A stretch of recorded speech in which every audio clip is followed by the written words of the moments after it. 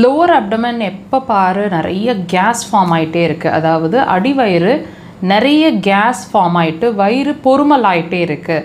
எது சாப்பிட்டாலும் gas form ஆகிடுது, சாப்பிடாமல் இருந்தாலும் ரொம்ப கேஸ் ஃபார்ம் ஆகிடுது. இந்த ஃபீலிங் உங்களுக்கு இருக்குது அப்படின்னா அப்போ இந்த பதிவு உங்களுக்காக தான்.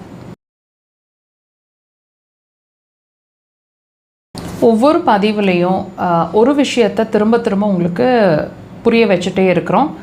நீங்கள் என்ன சிரமப்படுறீங்களோ அது வியாதி இல்லை, வியாதியோட அறிகுறி அப்படின்னு சொல்லிட்டு. அப்போது இந்த அப்டமன், லோவர் அப்டமன், அதாவது அடிவயிறு கேஸ் ஃபார்ம் ஆகிட்டுருக்கிறது ரொம்ப நாளாக இருக்குது. டெஸ்ட் எல்லாம் பார்த்துட்டோம், எந்த ப்ராப்ளமும் அதில் காட்டலை. ஆனாலும் நான் சஃபர் ஆகிட்ருக்கேன்னு நீங்கள் சஃபர் ஆகிட்ருக்கிற இந்த பிரச்சனை அதுவும் ஒரு வியாதியோட சிம்டமாக இருக்கக்கூடுமா அப்படின்னு கேட்டிங்கன்னா இந்த பதிவில் அதை தெரிஞ்சுக்க போகிறீங்க. பொறுமையாக முழுசாக இந்த பதிவை பாருங்கள். இப்போது இந்த கேஸ் ஃபார்மேஷன் அப்படிங்கிற ஒரு விஷயம் நிறைய நடந்துக்கிட்டே இருக்குது. எளிமையான உணவு சாப்பிட்டாலும் அடிவயிறு கேஸ் ஃபார்ம் ஆகிடுது, ஸ்டமக்கை ப்ளோட்டிங் அல்லது பொறுமல் ஆகிடுது, வயிறு பொடங்கிற மாதிரி ஆகிடுது, நிறைய கேஸ் இருக்கிற மாதிரியும் நல்லா தெரியுது. இந்த மாதிரி நீங்கள் ஃபீல் பண்ணிகிட்ருக்கீங்க, அல்லது உடம்புல அங்கங்கே கேஸ் பிடிச்சிக்கிட்டு வலிக்குது, ஏப்பம் நிறையா வருது, ஏப்பமே வரமாட்டேங்குது, வர்றதுக்கு சிரமப்படுது.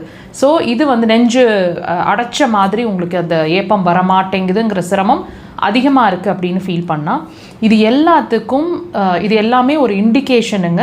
உங்கள் உடம்பு, உங்களோட சிறுகுடல் சரியாக இயங்க மாட்டேங்குது, அதாவது அதோட ஆக்டிவிட்டி, அதோட எனர்ஜி லெவல் குறைவாக இருக்குது அப்படிங்கிறதுக்கான ஒரு அறிகுறி இந்த கேஸ் சம்மந்தமான பிரச்சனைகளால் உங்களுக்கு சொல்லிகிட்ருக்கு.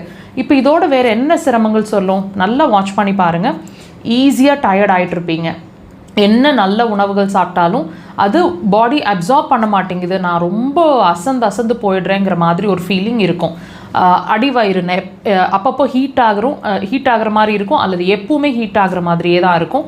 அண்ட் எமோஷ்னலாக வீக்காக இருப்பீங்க. ஒரு சின்ன விஷயம், ஒரு நியூஸ் கேட்டால் கூட நீங்கள் சட்டுன்னு கண்ணில் தண்ணி வந்துடும், ரொம்ப எமோஷ்னலாக வீக்காக இருக்கிற மாதிரி இருக்கும். அண்ட் ஷோல்டர் பெயின்ஸ் இருக்கும், மேல் ஷோல்டரோ கொஞ்சம் பின்பகுதிகளோ, உங்கள் கைகள் பின்பகுதி எல்போ சைடு வரைக்குமே ரேடியேட் ஆகிற மாதிரி பெயின். சிலருக்கு இந்த சுண்டு விரல் எல்லாம் வலிக்கிற மாதிரி, குடையிற மாதிரி இருக்கும், அல்லது விரல் ஃபுல்லாகவே குடைச்சலோ வலியோ இருக்கும். சில நேரங்களில் வலி கை ஃபுல்லாக குடையிற மாதிரி ஒரு வலி இருக்கும். இந்த மாதிரி விஷயங்கள்லாம் இருக்கும். தயவு செய்து இதோட கனெக்ட் பண்ணி பாருங்கள். அப்போ தான் நாங்கள் சொல்கிறது எவ்வளோ தூரம் ஃபேக்ட் அப்படிங்கிறது உங்களுக்கு புரியும். உங்கள் உடம்பு உங்களுக்கு என்ன சொல்லிட்டு இருக்குதுங்கிறதும் உங்களுக்கு புரியும்.